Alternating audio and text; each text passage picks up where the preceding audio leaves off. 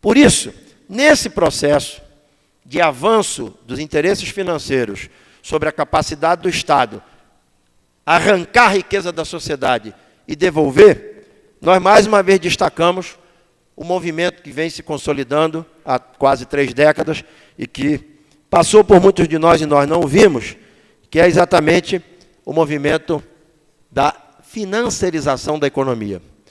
Nós chegamos ao longo desses 15, 16 anos, desde a reforma monetária do Plano Real, a um processo que levou o Estado a aumentar a carga tributária, mas não foi para financiar saúde, educação, saneamento. Está comprovado que a carga tributária que elevou-se de 23, 24 para 34, 35, 36, 38, além de concentrada na União, que é o ente condutor da política macroeconômica e da política monetária, foi uma carga tributária elevada para financiar a acumulação e a sustentabilidade da dívida pública, fruto das regras que foram lançadas em 99. Aí estão: regime de metas de inflação, taxa de juros como ferramenta principal, manutenção da desvinculação, sustentabilidade da dívida pública, formação robusta dos superávites primários.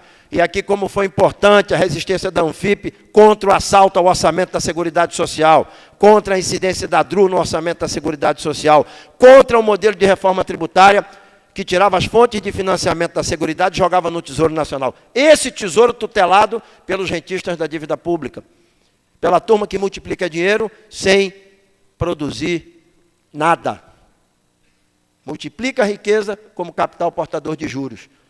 Este não é um valor ético em nenhuma economia do mundo, embora seja hoje o valor dominante, né? Bom, na prática, como disse o professor Lopreato, num trabalho publicado em 2006, quem ganhou a eleição em 2003 não foi o presidente Lula. Quem ganhou a eleição de fato para a condução da parte central da economia, do principal conflito, que é quem se apropria da distribuição da riqueza, foram as corporações financeiras. As corporações financeiras ganharam as eleições. E a partir de aí, com nuances evidentes e alguns avanços consideráveis entre os dois governos, a partir daí vem se consolidando esse processo, embora com algumas naturezas que vocês conhecem, a redução da taxa básica Selic, a redução da relação dívida-PIB, mas permanece a desvinculação da DRU para todas as áreas sociais, à exceção da educação, como retiramos agora com a emenda constitucional 59. Né? O professor Beluso, entre outros com os quais nós temos dialogado, descreveu em algumas das suas obras esse processo, um processo que levou países que não estão situados ainda hoje no centro da circulação de riquezas financeiras, a adaptar os seus sistemas econômicos internos a esses interesses da acumulação. Se você pega Mercado de Capitais e Dívida Pública, escrito pelo Edmar Baixa, tem lá um artigo do Armínio Fraga dizendo: não tem que ter tributação hoje em lugar nenhum do mundo, senão o dinheiro não circula, senão o gado não sai do cercado para comer o milho do vizinho. Para que cerca? Não pode ter tributação, porque país que não recebe investimentos externos não tem capacidade de substituir a sua matriz produtiva. E uma olhada minimamente cuidadosa vai mostrar que não é assim. Pelo contrário, nós viramos exportadores de capital às custas de uma carga tributária escorchante, regressiva e indireta. Por isso é que eu insisto, não basta redefinir, sob a égide da justiça fiscal, do equilíbrio federativo e de uma relação justa do fisco com a atividade produtiva para o mercado interno e para a exportação, não nos bastam essas diretrizes. Porque está consolidado nos sistemas econômicos do mundo, reduzindo cada vez mais a autonomia da macroeconomia de cada Estado-nação, está consolidado o modelo de tomar-se de assalto o Tesouro Nacional de cada país, em nome daquela engrenagem cujo senso comum é combater a inflação. E hoje, a obra de João Sixu, a obra de Luiz Fernando de Paula, da Universidade do Rio de Janeiro, de Fernando Ferrari, da Federal do Rio Grande do Sul, do próprio professor Carlos Lessa, tantos e tantos que voltaram a reiterar a necessidade do Brasil pensar com autonomia e soberania o seu futuro, nos ensejam a defesa dessa tese, embora nadando contra a maré, como a Anfip muito bem fez esses anos todos. Mas quem nada contra a maré cria musculatura, quem vai a favor da maré atrofia. Né?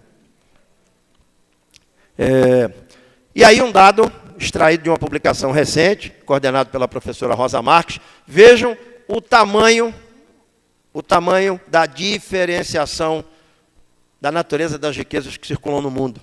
1980, 10 trilhões de dólares o PIB mundial, 12 trilhões de dólares o conjunto de ativos financeiros, depósitos bancários, títulos e ações.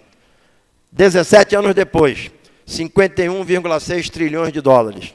200 trilhões de dólares circulando em depósitos bancários, títulos e ações. Ou seja, é aquilo que na biologia, na entomologia, a ciência que estuda os insetos, a gente chama de partenogênese. O dinheiro se multiplica sem namorar com ninguém.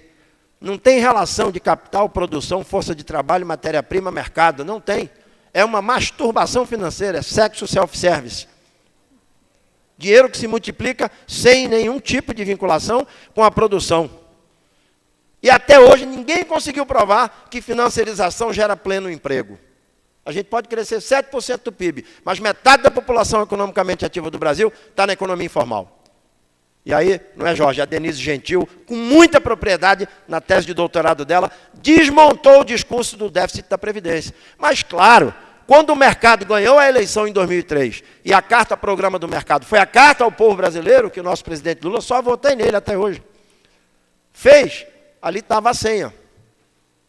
Você cria-se a versão de que a Previdência é deficitária para forçar a abertura do mercado privado de Previdência e entregar aos bancos uma fatia ponderável da transferência da renda da sociedade. Saqueia-se a sociedade com uma carga tributária injusta e regressiva e, do outro lado, desnutre-se a previdência pública, se omite da sociedade, que foi a economia que gerou o desemprego, que enfraqueceu a formalidade, que enfraqueceu a receita da Previdência, para depois entregar a quem? O cuidado com o galinheiro, a raposa. Imagina. Entrega-se a raposa para ser tomada conta, para tomar conta do galinheiro, né?